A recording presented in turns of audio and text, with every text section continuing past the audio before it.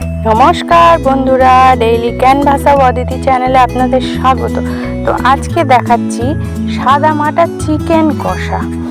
চিকেনটাকে দেখুন ভালো করে মশলা দিয়ে মেখে রেখে দিলাম এবং লেবু দিলাম এবং তেল দিলাম। তো আজকের রান্নাটা আপনাদের কাঠে করে দেখাচ্ছি। কাঠের উনুনে কড়াটাকে বসিয়ে তেলটাকে গরম করতে দিয়ে দিলাম।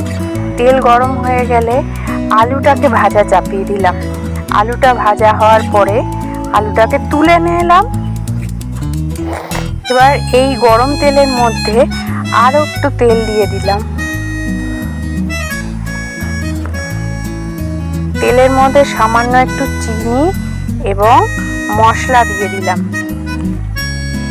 এবার পেঁয়াজটাকে ভালো করে ভাজা করে ওই মশলা মাখানো মাংসটাকে মিশিয়ে দিলাম ভালো করে। এবার পেঁয়াজের সঙ্গে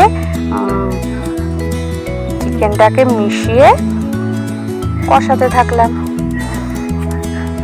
ভালো করে কষানো হয়ে গেলে দেখবেন যখন তেলটা ছেড়ে আসছে তখন মশলাটা ভালো করে কষানো হয়ে গেছে। এবার জল দিয়ে দিলাম।